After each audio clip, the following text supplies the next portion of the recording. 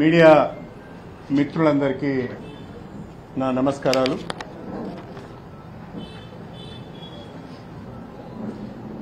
Congress party ఆహ్వానం మేరకు AICC PCC ప్రతినిధుల పిలుపు మేరకు నేను డాక్టర్ కడియం కావ్య గారు కాంగ్రెస్ పార్టీలో చేరడం జరిగింది. కాంగ్రెస్ పార్టీలోకి ఆహ్వానించి పార్టీలో చేర్చుకొని వరంగల్ లోక్సభ స్థానం నుండి పోటీ చేసే అవకాశం కల్పించిన గౌరవనీయులు సోనియా గాంధీ గారికి, పెద్దలు మల్లికార్జున్ ఖర్గే గారికి,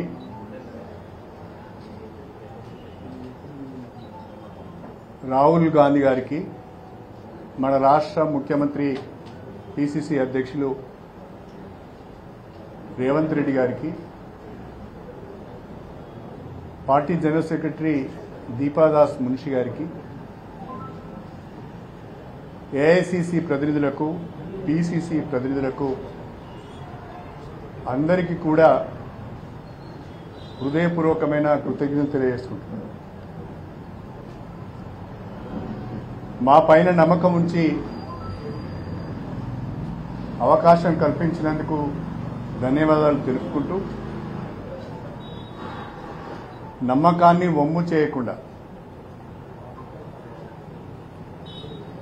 కాంగ్రెస్ పార్టీ బలోపేతానికి, ప్రజా సమస్యల పరిష్కారానికి, ఉమ్మడి వరంగల్ జిల్లా అభివృద్ధికి మాకొచ్చిన ఈ అవకాశాన్ని తప్పకుండా ఉపయోగించుకుంటామని చెప్పి తెలియజేస్తున్నాను. ప్రధానంగా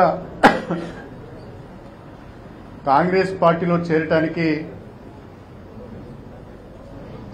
అనేక కారణాలు ఉన్నాయి. అందులో ప్రధానమైనది గత 10 సంవత్సరాలుగా కేంద్రంలో నరేంద్ర మోడీ ప్రభుత్వం ప్రజాస్వామ్య వ్యవస్థలన్నింటినీ కూడా నాశనం చేస్తున్నది. రాజ్యాంగ వ్యవస్థలన్నింటినీ కూడా గుప్పిట్లో పెట్టుకొని ప్రజాస్వామ్యాన్ని అపసహ్యం చేసే విధంగా, అపహాస్యం చేసే విధంగా, దేశంలో ప్రతిపక్షాల నామరూపాలు లేకుండా చేసే విధంగా ప్రయత్నాలు చేస్తున్నది మనం గమనిస్తున్నాం. ప్రజాస్వామ్యబద్ధంగా ఎన్నికైన ప్రభుత్వాలను దొడ్డిదారిన కూలగొట్టి, బెదిరించి, లొంగ తీసుకొని సిబిఐ కేసులలో, ఈడీ కేసులలో ఇరికించి ప్రతిపక్ష పార్టీలను ఇబ్బంది పెడుతున్న పరిస్థితిని మనం గమనిస్తున్నాం. ప్రతిపక్షంలో ఉన్నప్పుడు ఒక నిందితుడుగా ఉన్న వ్యక్తి భారతీయ జనతా పార్టీలో చేరగానే పునీతుడైపోతున్నాడు.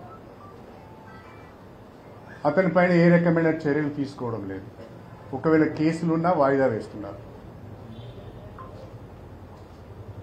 అంతేకాకుండా భారతదేశంలో ఉన్న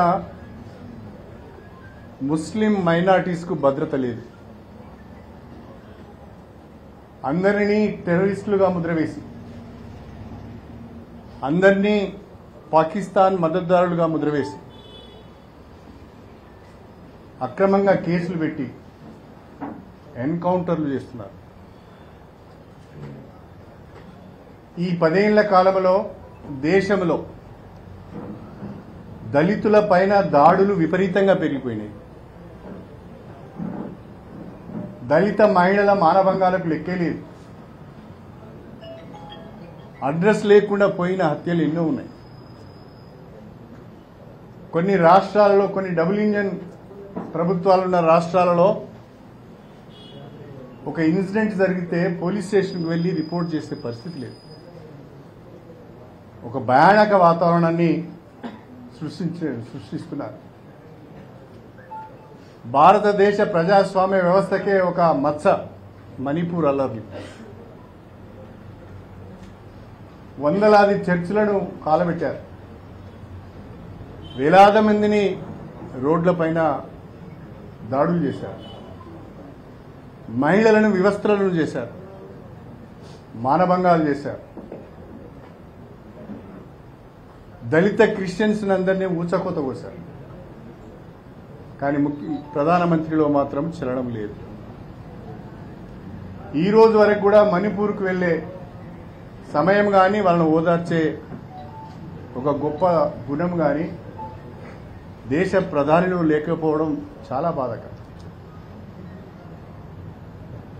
అన్నిటికంటే ప్రమాదకరమైన ధోరణి ఈ ఎన్నికలలో 400 సీట్లలో బీజేపీ గెలిస్తే రాజ్యాంగాన్ని మార్చేస్తాం, రిజర్వేషన్లను ఎత్తివేస్తాం, లౌకిక వాదం అనే పదాన్ని రాజ్యాంగం నుంచి తొలగిస్తాం అనే చాలా భయంకరమైన విధానాలను భారతీయ జనతా పార్టీ అవలంబిస్తుంది. ఇలాంటి పరిస్థితులలో భారతదేశ ప్రజాస్వామ్యాన్ని కాపాడుకోవాలన్నా, భారతదేశ లౌకిక వాదాన్ని కాపాడుకోవాలన్నా, రాజ్యాంగాన్ని మార్చి రిజర్వేషన్లు ఎత్తివేయకుండా ఉండాలన్నా, దళితులు, మైనారిటీలు, ముస్లిం మైనారిటీలు కానీ, క్రిస్టియన్ మైనారిటీలు కానీ, దళితులు కానీ భారతదేశ సామాజిక వ్యవస్థలో ఒక భాగంగా సహజీవనం గడపాలన్నా బీజేపీ అకృత్యాలను అడ్డుకోవాల్సిన అవసరం ఉన్నది. బీజేపీ అప్రజాస్వామిక పద్ధతులను అడ్డుకోవాల్సిన అవసరం ఉన్నది. బీజేపీ యొక్క అప్రజాస్వామిక పద్ధతులను, అనైతిక కార్యక్రమాలను అడ్డుకునే శక్తి దేశవ్యాప్తంగా ఒక కాంగ్రెస్ పార్టీకే ఉంది. ప్రాంతీయ పార్టీల యొక్క శక్తి సరిపోదు.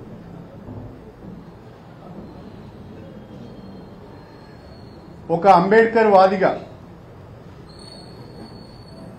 దళితుల పక్షపాతిగా, రిజర్వేషన్లు మరికొన్ని దశాబ్దాల పాటు కొనసాగాలని ఆకాంక్షించే వ్యక్తిగా,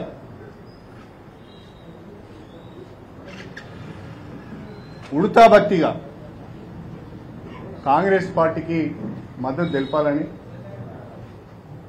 కాంగ్రెస్ పార్టీలో చేరి బీజేపీ యొక్క ఆగడాలను కొంతమేరకైనా కొన్ని ప్రాంతాలలోనే అడ్డుకోవాలనే ఉద్దేశంతోనే ప్రధానంగా కాంగ్రెస్ పార్టీలో చేరడం జరిగింది. దానితో పాటుగా మొన్నటి తెలంగాణ శాసనసభ ఎన్నికలలో రాష్ట్ర వ్యాప్తంగా కాంగ్రెస్ పార్టీ అనుకూలమైన గాలి వీచింది. ఉమ్మడి వరంగల్ జిల్లాలో కూడా 12 స్థానాలలో 10 స్థానాలు కాంగ్రెస్ పార్టీ గెలిచింది. కానీ మా నియోజకవర్గంలో, నా నియోజకవర్గంలో ప్రజలందరూ కూడా గతంలో కడియం శ్రీహరి గారు ఎమ్మెల్యేగా ఉన్నప్పుడు ఈ నియోజకవర్గం అభివృద్ధి చెందింది, మా గ్రామాలలో అభివృద్ధి జరిగింది, మళ్లీ కడియం శ్రీహరి గారు గెలిస్తేనే మా నియోజకవర్గం అభివృద్ధి చెందుతుంది, గ్రామాలు అభివృద్ధి అవుతాయి అనే ఒక నమ్మకంతో నాకు ఓటేసి గెలిపించారు. నేనైతే గెలిచాను, కానీ రాష్ట్రంలో కాంగ్రెస్ పార్టీ అధికారంలోకి వచ్చింది. ప్రతిపక్షంలో ఉండి ప్రజలకు ఇచ్చిన మాట నిలబెట్టుకోలేనేమోననే ఒక ఆవేదన కూడా నాలో కలిగింది. నియోజకవర్గంలో చాలా సమస్యలు ఉన్నాయి. దేవాదుల ప్రాజెక్టు ఉంది, కానీ కాలువలలో నీళ్లు పారడం లేదు. కాలువలలో అన్ని తుప్పలు, ఇసుక, పేరుకుపోయి ఉన్నాయే తప్ప వాటిని బాగు చేసిన పాపాన పోలేదు. దేవాదుల ప్రాజెక్టుతో పాటు ప్రతి ఎకరానికి గణపురం నియోజకవర్గంలో సాగునీరు అందించడంతో పాటుగా నియోజకవర్గాన్ని అభివృద్ధి చేసుకోవాలి, రాష్ట్ర ప్రభుత్వం యొక్క సహకారం తీసుకోవాలి అని ఆలోచించి కాంగ్రెస్ పార్టీలోకి రావడం జరిగింది. మా నియోజకవర్గంలో 100 బెడ్ హాస్పిటల్ లేదు. మా నియోజకవర్గంలో చిల్పూరు, వేలేరు కొత్త మండలాలైనాయి, భవన సముదాయాలు లేవు. గన్పూరు రెవెన్యూ డివిజన్ కేంద్రమైంది, భవన సముదాయాలు లేవు. ఒక డిగ్రీ కాలేజీ లేదు.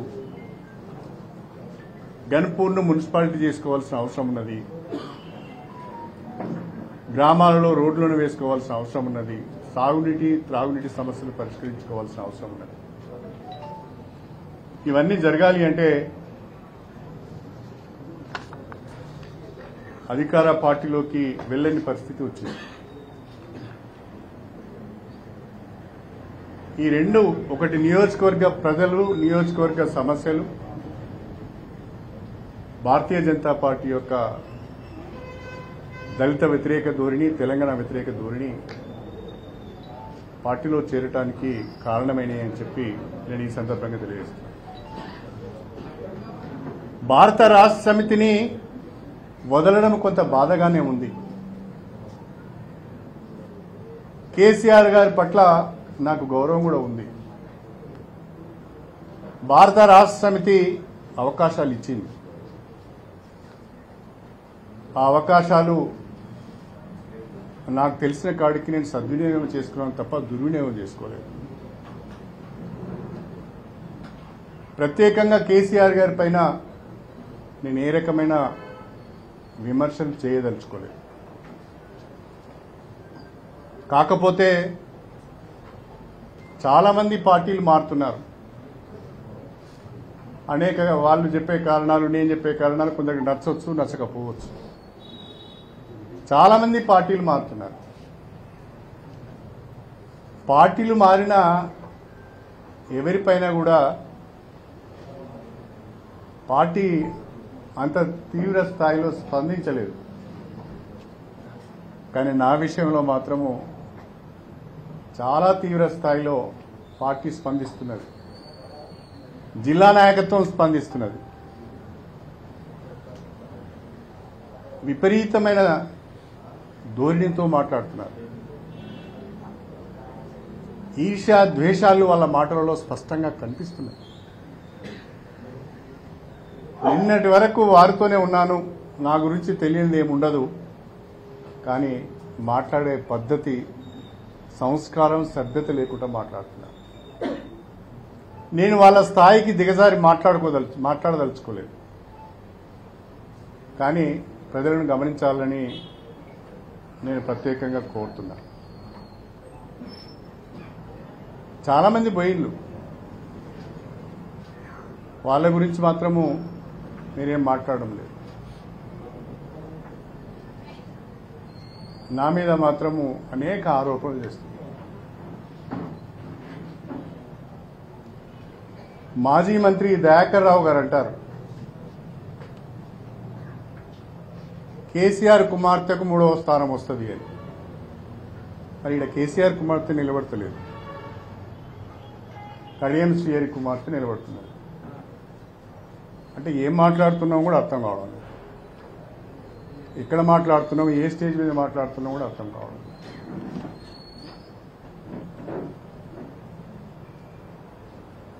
దయాకర్ రావు గారు ఒకటి గుర్తుపెట్టుకోవాలి. మీరు మాట్లాడిన భాష నేను మాట్లాడను, కానీ 100 కోట్ల రూపాయలు ఖర్చు పెట్టి పాలకుర్తి నియోజకవర్గంలో పనులు చేస్తే నీ మనుమరాలి వయస్సున్న అమ్మాయి చేతిలో చావు దెబ్బతిన్నావు. సిగ్గనిపిస్తలేదా? ఈ అహంకారం మాటలు, ఈ బల్పు మాటలే కదా ఇంత దూరం తీసుకొచ్చినాయి. ఇంకా తగ్గించుకోకపోతే ఎట్లా? తగ్గించుకోవాలి. ఎందుకు నేను ఓడిపోయానని సమీక్ష చేసుకోవాలి. వాళ్ళకి ఇంకో కోపం కూడా ఉంది నా మీద. నీ మేమందరం ఓడిపోయిన వాడు ఒక్కడు గెలిచిండు అనేది కూడా ఉంది. వాడు కూడా ఓడిపోతే బాగుండని ఉన్నది. ఇక పల్లా రాజేశ్వరరెడ్డి నిప్పు దొక్కిన కోతి కంటే అధ్వానంగా ఎగురుతాడు. ఎందుకో నాకు అర్థం కాలేదు. భాష అయితే దారుణంగా ఉన్నది. నేను అవినీతికి పాల్పడ్డానని, నేను దోపిడీ చేశానని చాలా మాటలు మాట్లాడుతున్నారు. ఇలా కేసీఆర్ గారు భారత రాష్ట్ర సమితి ఈ స్థితికి రావటానికి, ఈ దుస్థితికి రావటానికి కారణం పల్లా రాజేశ్వరరెడ్డి లాంటి చీడ పురుగులు చేరి నాశనం చేశారు.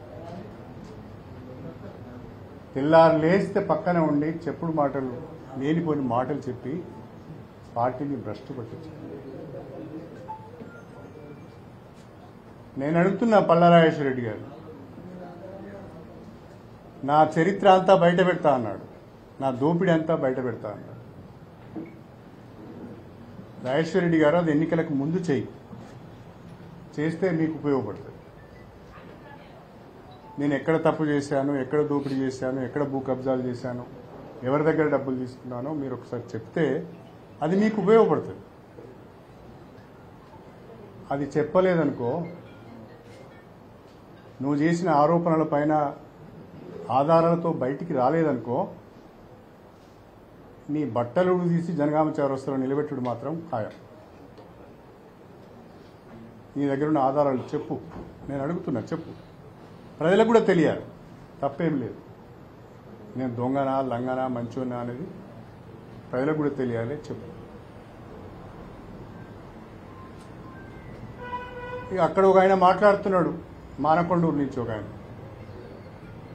వీడికొచ్చి పండబెట్టి తొక్కుతాడట, సావుడప్పు కొడతాడట. మానకొండూరు ప్రజలు పండబెట్టి తొక్కితే కడుపులో పేగులు బయటపడి భూతాళానికి వెళ్ళిపోయాడు. 50,000 పైచీలకు ఓట్లతో ఓడిపోయి బుద్ధిలో ఎదురపోయి ఇంకా నీ ముఖానికి అంత సీన్ ఉన్నదా? నా దగ్గరకు వచ్చి సావుడు ఉప్పు కొట్టేంత సీన్ ఉన్నదరా? నిన్న మొన్నటి వరకు నా చుట్టూన్న వాళ్ళు ఒక్క రోజులోనే ఎంత కఠినంగా మాట్లాడుతున్నారు అంటే వాళ్ళ కడుపులో ఎంత విషం ఉన్నదో అర్థమైంది. తర్వాత నా పైన ఒక దుష్ప్రచారం కూడా చేస్తున్నారు. పార్టీ నుంచి నేను డబ్బులు తెచ్చుకున్నానని. నేను పత్రికాముఖంగా చెప్తున్నా, కేసీఆర్ కానీ, హరీష్ రావు గారు కానీ, కేటీఆర్ కానీ, లేదా జిల్లాకు సంబంధించిన ఏ నాయకుల ద్వారా కానీ, ఏ వ్యక్తి ద్వారా కానీ ఒక్క రూపాయి నేను తీసుకున్నట్టుగా మీరు చెప్పగలిగితే, మీరు నిరూపించగలిగితే, నేను సవాల్ చేస్తున్నా, నా బిడ్డ నేను పోటీంచి తప్పుకుంటా. బుద్ధి లేని మాటలు, సిగ్గు లేని మాటలు మాట్లాడు. కడియం శ్రీహరి నిజాయితీకి మారుపేరు. నువ్వు ఒప్పుకున్నా ఒప్పుకోకపోయి అట్లాంటి తప్పుడు పనులు ఎన్నడూ చేయను నేను. మీ అందరి బ్రతుకులు నాకు తెలుసు. మీ అందరి చరిత్రలు బయట పెడితే జిల్లాలో తిరగలేదు. మీరు చేసిన అవినీతి, మీరు చేసిన భూ కబ్జాలు, మీరు చేసే దారుణాలు, ఇవన్నీ కనుక బయట పెడితే మీరు తిరగలేదు. కానీ నేను ఆ పని చేయను. మీ దగ్గర నా పైన ఏమైనా సమాచారం ఉంటే బయట పెట్టమని మిమ్మల్ని ఆహ్వానిస్తున్నాను.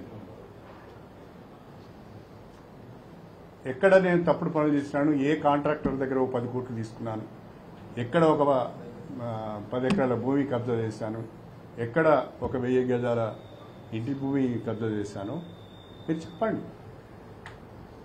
నా దగ్గర వివరణ ఉంటే చెప్పుకుంటాను, లేకుంటే ఒప్పుకుంటాను.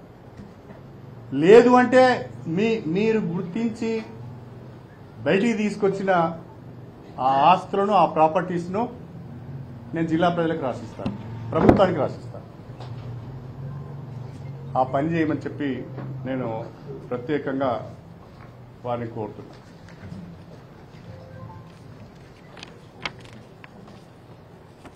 అలా కాకుండా ఇష్టం వచ్చిన రీతిలో మాట్లాడడం మంచిది కాదు. ఇక చివరగా మందకృష్ణ గారు నా మీద వ్యక్తిగత విమర్శలు చేస్తున్నాడు. దాని గురించి నేను పెద్దగా పట్టించుకోను. ఎందుకంటే 1994లో నేను మొదటిసారి ఎమ్మెల్యేగా ఎన్నికయ్యాను. 30 సంవత్సరాలైంది. 30 సంవత్సరాలుగా దండోర ఉద్యమంతో నేనున్నాను. నేను లేకుండా దండోర ఉద్యమం లేదు, నేను లేకుండా మందకృష్ణ లేడు. ప్రతి సందర్భంలో, ప్రతి సభలో, ప్రతి సమావేశంలో నా పూర్తి సహకారాన్ని అన్ని రకాలుగా అందించాను. ఆర్థికంగా కూడా నా సహకారం చేశాను. ఈ రోజు వరకు కూడా చేస్తూనే ఉన్నాను. కారణం ఏంటంటే రాజ్యాంగ ఫలాలు అందరికీ సమపాలలో అందాలనే దానికి నేను కట్టుబడి ఉన్నాను. అందుకే షెడ్యూల్ కులాల వర్గీకరణ కావాలని నేను కోరుతున్నాను. నేను మందకృష్ణని అడుగుతున్నాను, మీరు బీజేపీకి ఓటేయమంటున్నారు, మంచిదే. కానీ దండోరం ముసుగు తీసేయండి. నేరుగా బీజేపీలో చేరి బీజేపీ కార్యకర్తగా, బీజేపీ నాయకునిగా మీరు బీజేపీకి ఓటేయమనండి. మాదిగలంతా మీ వెంకనే ఉన్నట్టు మాట్లాడుతున్నారు.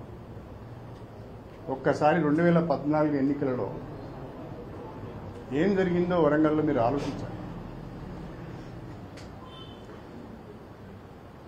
వరంగల్ పార్లమెంటుకు 2014లో నేను ఎంపీగా పోటీ చేశాను. వర్ధన్నపేట నుంచి మందకృష్ణ ఎమ్మెల్యేగా పోటీ చేశాను, మిత్రపక్షాల అభ్యర్థిగా. వర్ధన్నపేట నియోజకవర్గం నుంచి పోలైన ఓట్లలో నాకు 1,30,000 ఓట్లు వచ్చింది. ఈ గొప్ప నాయకునికి 18,000 ఓట్లు వచ్చింది. ఎవరి పక్షాన ఉన్నాడు? 1,30,000 ఓట్లు ఎక్కడ, 18,000 ఓట్లు ఎక్కడ? ఆ ఒక్క నియోజకవర్గంలోనే నాకు 1,01,000 ఓట్ల మెజారిటీ వచ్చింది. అంటే మా దళితులు వేయకుండానే నాకు అన్ని ఓట్లు వచ్చిందా? అంత మెజారిటీ వచ్చిందా? నీ తప్పుడు నిర్ణయాల వల్ల, నీ తప్పుడు విధానాల వల్ల ప్రతి ఎన్నికలలో ఏదో ఒక పార్టీకి ఓటేయని ప్రకటించడం ద్వారా ఎంఆర్పీఎస్ 10 ముక్కలైపోయింది. ఎంఆర్పీఎస్ బలహీనపడిపోయింది, పూర్తిగా వాయిస్ లేకుండా పోయింది. వీటన్నిటినీ ఆలోచించకుండా సామాజిక ఉద్యమాన్ని నడిపిన వ్యక్తి అనేక సందర్భాలలో ఒక మాట చెప్పాడు, మాదిగలకు మాలలకు మధ్యన పంచాయతీ వస్తే నేను మాదిగల పక్షాన ఉంటా అని చెప్పాడు. మంచిది. మాదిగలకు మాదిగ ఉపకులాలకు మధ్యన ఏదన్నా సమస్య వస్తే నేను మాదిగ ఉపకులాల పక్షాన ఉంటా అన్నాడు. లేదా ఉపకులాలకు మహిళలకు మధ్యన ఏదైనా సమస్య వస్తే నేను మహిళల పట్ల ఉంటా అన్నాడు. మరి ఆడబోయింది నీ విధానం? మాదిగ ఉపకులమే కదా, మరి నువ్వు మమ్మల్ని సపోర్ట్ చేయాలి కదా. అందరి అవకాశాలను నేను దెబ్బతీశానని మాట్లాడుతున్నాడు ప్రతిసారి. నేను ఎవరి అవకాశాలను దెబ్బతీయలేదు. అన్నిటికంటే మించి నేను అవకాశవాదిని కాదు. అవకాశాల కొరకు పరిగెత్తలేదు. ఒక్క మాటలో చెప్పాలంటే అవకాశాలు నన్ను వెతుక్కుంటా వచ్చాయి. నేను రాజకీయాలలో నేను ఎదుర్కొన్న 3 ఇన్సిడెంట్లను మీకు చెప్తా. 1994లో మొదటిసారి ఎమ్మెల్యేగా అయినప్పుడు నేను, ఇదే ఎర్రబెల్లి దయాకర్ రావు గారు, రేవూరి ప్రకాష్ రెడ్డి గారు మొదటిసారి ఎమ్మెల్యేగా ఉండి మంత్రుల ప్రమాణ స్వీకారం చూడాలి, రాజభవన్ పోవాలని చెప్పి అప్పటి ముఖ్యమంత్రి రామారావు గారి దగ్గరికి వెళ్లి మాకు పాసులు కావాలని అడిగినాం. రావడానికి, రాజ్భవన్లోకి రావడానికి పాసులు కావాలని అడిగాను. వెంటనే అరే ఏందిరా నువ్వు ప్రమాణ స్వీకారం చేస్తున్నావు, నీకు పాసులు ఏందని ఎన్టీ రామారావు అన్నాడు. ఒక గంట ఆశ్చర్యకరమైన రీతిలో నేను ఆ రోజు మంత్రి అయ్యాను. తెలియదు నాకు. 2014లో నేను ఎంపీ అయ్యాను, ఢిల్లీకి వెళ్ళిపోయాను. కానీ జనవరి 2015లో కేసీఆర్ గారు పిలిచి ఈ రాష్ట్రానికి నీ అనుభవం అవసరము, తెలంగాణ అభివృద్ధిలో నీ భాగస్వామ్యం అవసరం అని చెప్పి వారు నన్ను తీసుకొచ్చి డిప్యూటీ సీఎం చేశారు. నేను అడగలేదు. 2024లో ఏఐసిసి పిసిసి మీరు కాంగ్రెస్ పార్టీలో చేరండి అని నన్ను ఆహ్వానించి చేర్చుకొని అవకాశం ఇచ్చారు. నేను వెళ్ళలేదు. అవకాశాలు ఆ రకంగా కలిసి వచ్చాయి. నాకు కలిసి వచ్చిన అవకాశాలను నేను సద్వినియోగం చేసుకొని ప్రజలకింత మంచి పని చేశాను.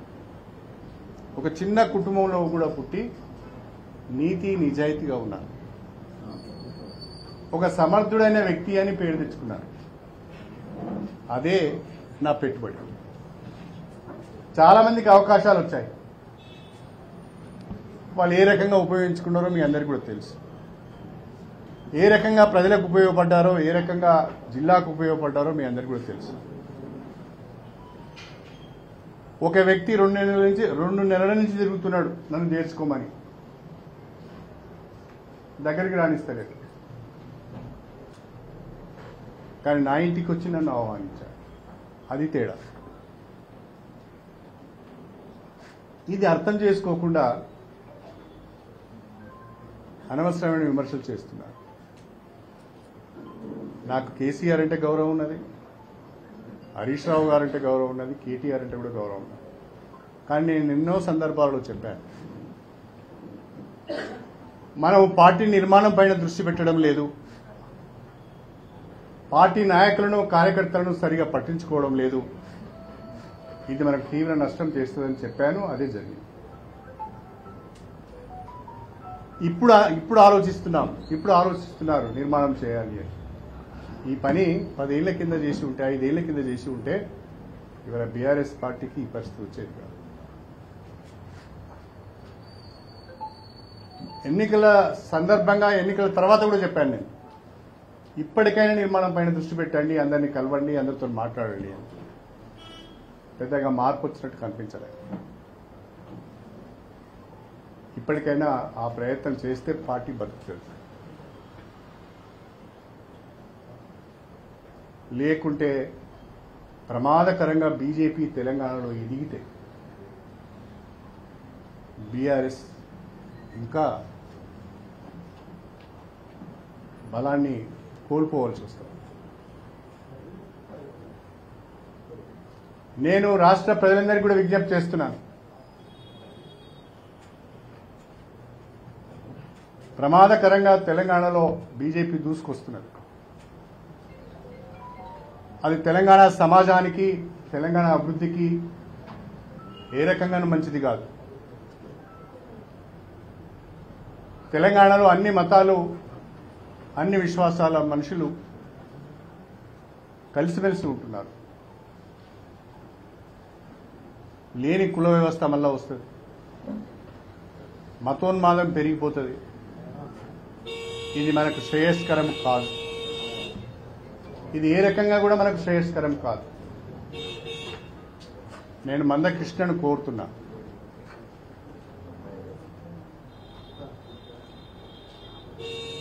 దళితులపైన దాడులు చేస్తూ, హత్యలు చేస్తూ, మానభంగాలు చేస్తూ, చర్చిలపైన దాడులు చేసి తగులబెడుతూ, ముస్లిం మైనారిటీస్ను టెర్రరిస్టులుగా చిత్రీకరిస్తూ, సమాజంలో అశాంతిని సృష్టిస్తున్న, రాజ్యాంగ వ్యవస్థను భ్రష్టు పట్టిస్తున్న బీజేపీ పార్టీకి ఓటేయమని ఎట్లా అడుగుతావు కృష్ణను? నా మీద వ్యతిరేకత ఉంటే ఉండొచ్చు, నా మీద కోపం ఉంటే ఉండొచ్చు, కానీ నువ్వు అంబేద్కర్ వాదాన్నే వదిలిపెట్టావు కదా. ఇవాళ బీజేపీ మనువాదాన్ని ప్రోత్సహిస్తూ అంబేద్కర్ వాదాన్ని తొక్కిపెట్టి దళితవాదాన్ని అణిచివేసి రిజర్వేషన్లు ఎత్తివేసి మళ్ళీ ఆగం చేయాలని చూస్తూ ఉంటే ఏదో కేటగరైజేషన్ చేస్తానని నరేంద్ర మోడీ ఒప్పుకున్నాడు కాబట్టి పోతున్నా అని మాట్లాడుతున్నావు. ఎందుకు చేయలే 10 ఏళ్ల నుంచి? నిజంగా భారతీయ జనతా పార్టీకి మన మీద ప్రేమ ఉంటే ఎందుకు చేయాలి? చేయాలని ముందుకు వచ్చిన ఒక ఆర్డినెన్స్ ద్వారా ఎందుకు చేయలేకపోయాడు? అవకాశం ఉండి కాంగ్రెస్ పార్టీ మద్దతు ఇస్తుందని తెలిపి అన్ని రాజకీయ పార్టీలు కూడా కేటగరైజేషన్కు మద్దతుగా ఉంటామని హామీ ఇచ్చిన తర్వాత ఆర్డినెన్స్ ద్వారా మీరు దాన్ని అమలు చేయవచ్చు కదా, ఎందుకు చేయలేదు? ఇది ఒక ఎన్నికల నినాదం మాత్రమే. కృష్ణ కర్ణాటకకు పోయాడు, బీజేపీకి సపోర్ట్ చేయమన్నాడు. తెలంగాణ ఎన్నికల్లో తిరిగిండు, బీజేపీకి ఓట్లు వేయమన్నాడు. ఇప్పుడు మళ్ళా లోక్సభ ఎన్నికల్లో బీజేపీకి ఓటు వేయమంటున్నాడు. ఇది ఒక సామాజిక ఉద్యమకారునిగా దళితవాదాన్ని వినిపించే వ్యక్తిగా, ఇంకా నేను నమ్ముతున్నాను, నేను దళితవాదాన్ని వినిపించే వ్యక్తిగా నీ నినాదము నీ విధానము సరైనది కాదు అనేది నా అభిప్రాయం. కృష్ణ, దయచేసి ఆలోచించుకో. నా మీద నువ్వు ఎన్ని వ్యక్తిగత విమర్శలు చేసినా ఇబ్బంది ఏం లేదు, కానీ దళిత సమాజానికే నష్టం జరిగే నిర్ణయాన్ని నువ్వు తీసుకుంటున్నావు. రాబోయే రోజులలో దళిత సమాజం నిన్ను క్షమించదు, ఆ విషయాన్ని మర్చిపో.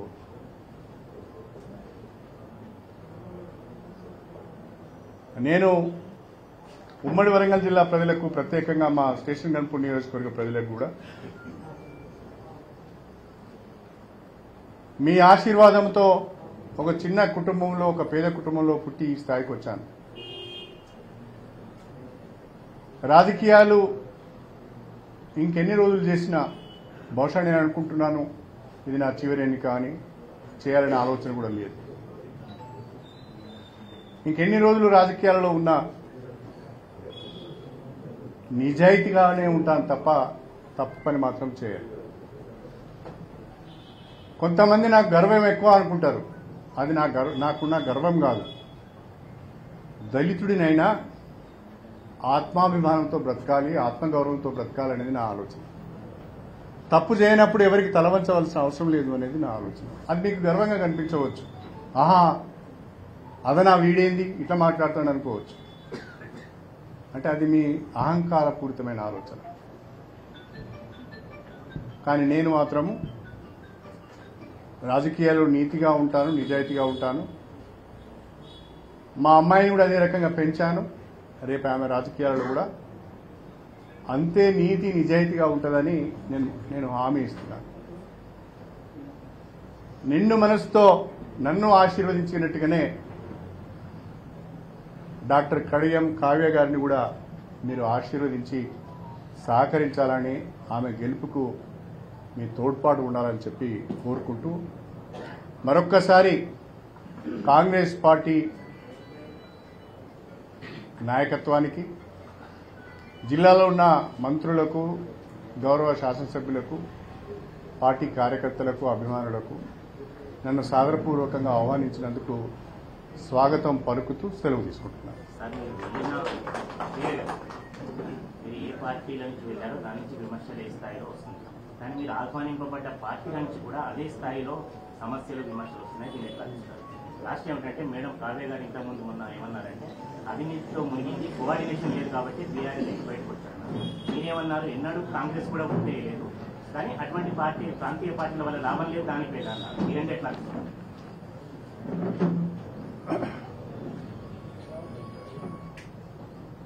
కాంగ్రెస్ పార్టీలో మా చేరిక వల్ల మొన్నటి వరకు అభ్యర్థిత్వం కొరకు పోటీపడిన వాళ్ళు కొంత అసంతృప్తి చెందిన మాట వాస్తవం. దాన్ని నేను అర్థం చేసుకోగలను. ఆ స్థాయిలో నేనుంటే కూడా అట్లనే కొంత అసంతృప్తి ఫీల్ అవుతాను. అయితే పార్టీ వాళ్ళతో మాట్లాడుతున్నాయి, అవి దాదాపుగా సర్దుమరుగుతుంది. ఎన్నికలప్పుడు ఇలాంటి కొన్ని జరుగుతూనే ఉంటాయి, అన్ని పార్టీలలో ఉన్నాయి. ఈ పార్టీ ఆ పార్టీ అని తేడా లేకుండా అన్ని పార్టీలలో కూడా ఒక అభ్యర్థిత్వానికి 10 మంది పోటీ పడ్డప్పుడు ఒకరికి అవకాశం వస్తే మిగతా వాళ్ళు అలిగే అవకాశం ఉంటుంది కాబట్టి కాంగ్రెస్ పార్టీ అందరితో మాట్లాడుతున్నది అందరితో త్వరలోనే సత్వరం. బై అండ్ లార్జ్ వరంగల్ జిల్లాలో ఉన్న కాంగ్రెస్ పార్టీ శ్రేణులు మాత్రము నా రాక పట్ల సంతోషంగా ఉన్నారు. దాంట్లో మాత్రం నేను చూస్తున్నాను నిన్న మొన్న ఈ 4-5 రోజుల నుంచి అన్ని నియోజకవర్గాల నుంచి కూడా వచ్చి వాళ్ళ సంఘీభావాన్ని తెలుపుతున్నారు. కాబట్టి ఓకే, ఇంకో 2-3 రోజులు పోయిన తర్వాత అన్నీ సద్దుమణుగుతాయి, అందరు కలిసి వస్తారు. నిన్నటి వరకు నా ఆస్పిరెంట్స్ని కూడా అభ్యర్థిస్తున్నా, మీరు కూడా సహకారాన్ని అందించండి, అందరం కలిసి పనిచేద్దాం. నేను చెప్పాను కదా, ఇప్పుడు నిన్న నేను పార్టీ మారగానే మా వాళ్ళు ఏ రకంగా విమర్శలు చేశారో, వాళ్ళ కడుపులో ఎంత విషయం ఉన్నదో స్పష్టంగా అర్థమవుతుంది. నేను అర్థం ఏంటి, నా పైన వాళ్ళకి ఎక్కడో ఒక దగ్గర ఈర్ష్య ఉన్నది కాబట్టి సహకరించలేదనే కదా మేము బయటకు వచ్చాం.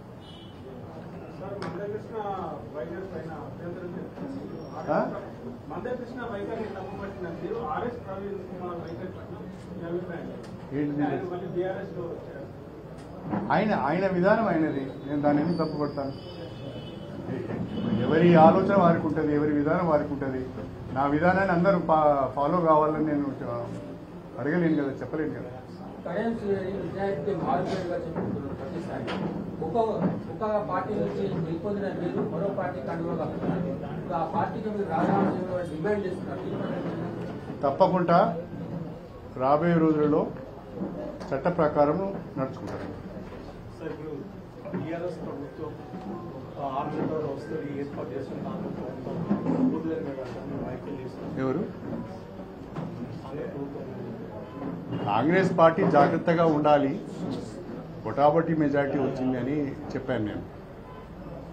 వాళ్ళు బాగానే పనిచేస్తున్నారు, చూస్తున్నాం కదా. బాగా ప్రస్తుతానికైతే ఏం కనిపించండి ఆ ప్రమాదం. కాంగ్రెస్ పార్టీలో షిండేలు ఉన్నారు, జాగ్రత్త రేవంత్ రెడ్డి అని చెప్పి ఒక హెచ్చరిక జారీ నేను ఇవాళనే వస్తుంది, నాకెట్లా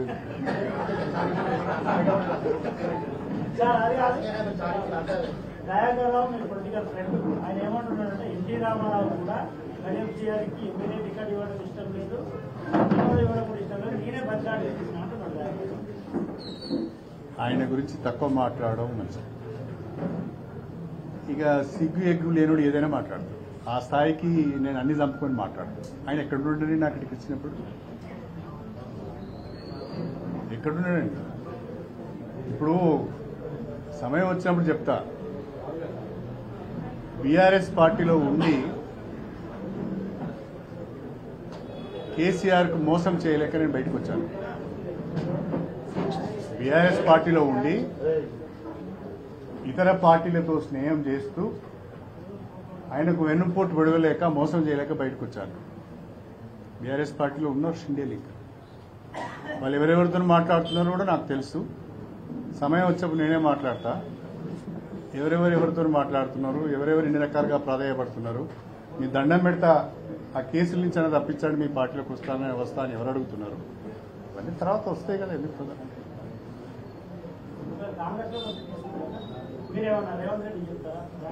నాకు ఆ స్థాయి లేదు, నాకు ఆ స్థాయి లేదు, నాది ఆ స్థానం కాదు. నేను ఇప్పుడు కాంగ్రెస్ పార్టీలో జూనియర్ నుంచి.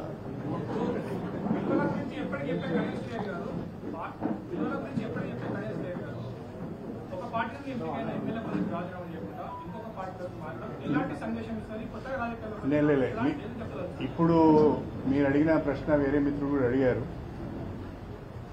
నేను చట్ట ప్రకారం నడుచుకుంటా అని చెప్పాను. రెండోది కూడా ఒకటి, ఈ మాట అడిగే అర్హత మాత్రం బీఆర్ఎస్కి లేదు. బీఆర్ఎస్ పార్టీ మాత్రము ఈ ప్రశ్న వేసే హక్కు లేదు. ఈ సంస్కృతిని తీసుకొచ్చింది బీఆర్ఎస్ఏ కదా. 2014 నుంచి 18 మధ్యన, 2018 నుంచి 2023 మధ్యన ఎన్ని పార్టీలకు సంబంధించిన ఎంతమంది ఎమ్మెల్యేలు మనం చేర్చుకున్నాం. ఇంకా విచిత్రమైన విషయం ఏంటంటే, వేరే పార్టీ వాడిని తీసుకొచ్చి మన క్యాబినెట్లో మంత్రులు చేసుకున్నాం. అప్పుడు చేసినాం, ఇప్పుడు చేసినాం. నువ్వు నీకేమీ నైతికత ఉంది నన్ను అడిగేది.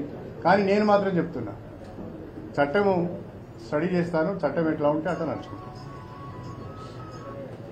థ్యాంక్ యూ భయ్యా.